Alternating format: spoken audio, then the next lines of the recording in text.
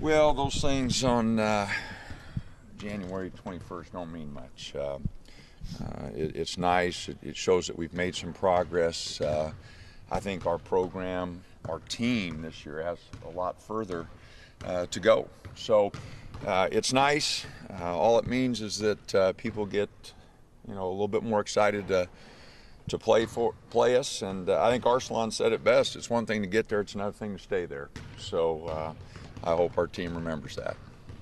What is it that you think that you need to, like, if you had to pick a couple things out that you said we need to improve here and here? Definitely our defensive communication. We're still giving up baskets that we don't need to give up. I think that's the biggest area of improvement we can make that will show the quickest, show up quickest on the scoreboard. The second thing is our consistency offensively of moving the basketball and getting the right people in the right spots. That's why I'm excited. I think this team has so much more room for growth. We're nowhere near where we can be, and so our challenge the next 6-7 weeks, is to try to close that gap between where I think we should be and where we're at. And if we do that, then we're going to have a good basketball team. But we still got a long ways to go. I do like the way we closed the game the other night, in particular the 3 defensive stops. That offensively we got what we wanted, but the defensive stops were by far the best we finished a game. You contrast your finish, UCLA to USC, obviously. It was just defense. It was just defense. Offensively, Joni missed a jump hook. We missed a couple shots that we hit against UCLA, but that, we gave up easy baskets to finish that game against USC. We didn't give up easy baskets against UCLA.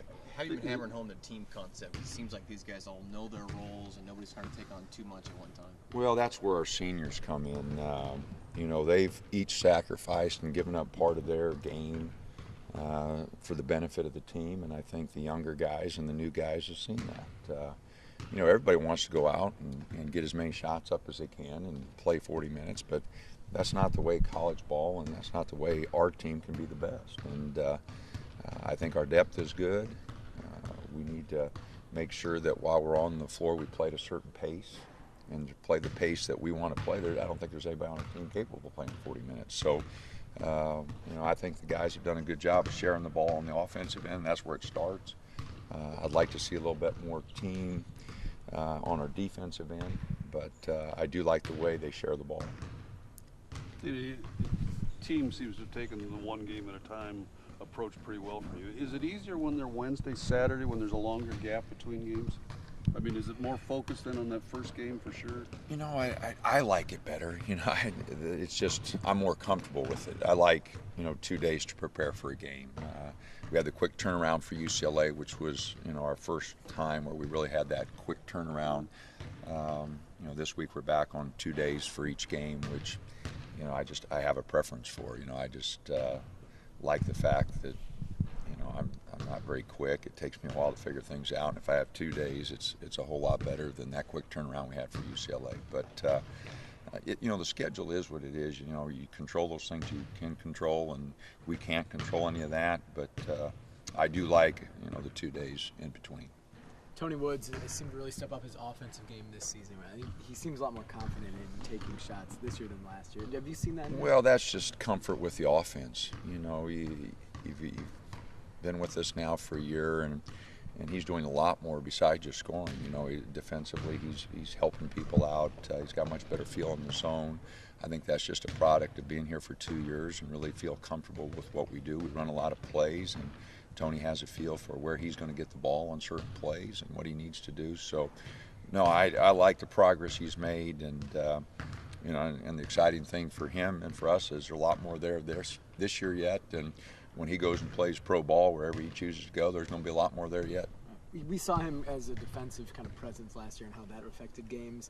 I don't know that we saw him affecting games offensively. How much does that help your offense and what you guys can do offensively? He really came along late last year. He had some double-figure games late. But, no, when you have a guy you can throw it into and he can hit that big jump hook that he's been hitting, it gives you an anchor. It gives you some place you can throw it. And the defense, they've got to guard inside out then, and it makes a tremendous difference.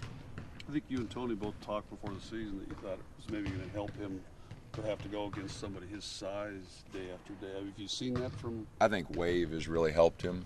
You know, I think they battle each other pretty good every day, and Austin comes in, and Austin Kemper comes in, so Waverly Austin and Austin Kemper come in and battle him pretty good. So I think it has helped him, yes. Do you see the same kind of potential in Waverly Austin as you saw in Tony Woods last year, that maybe he can become that guy? There are a lot of similarities. You know, Tony, you know, was up and down last year, a little bit like Wave. Wave was the difference in that Arizona game. He came in and gave us great minutes.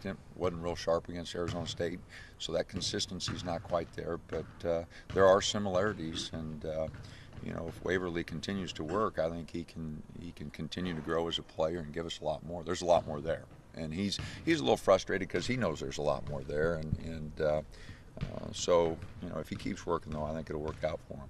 How about the growth for the freshman backcourt? DA and Dot played so well at UCLA and have done so many good things for you. I mean, how do they maintain that and not hit that what they call the wall here before you?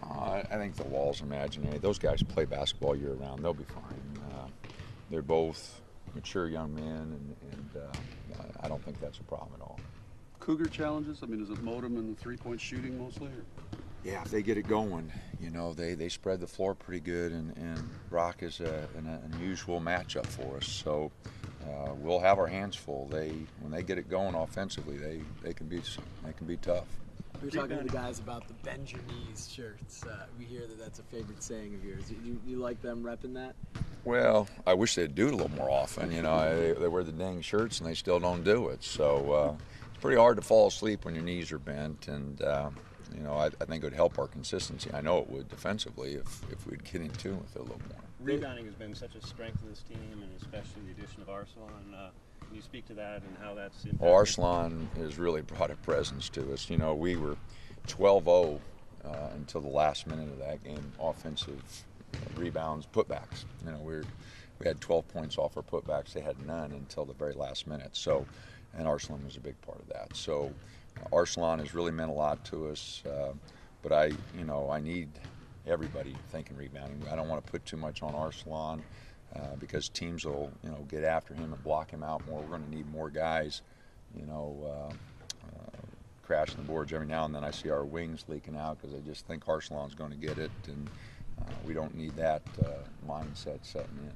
After a couple of years, you get a sense for this Northwest rivalry with Cougars and Huskies, at least from the fans' perspective when they do. Well, I think that you know, our fans like us to beat everybody, but.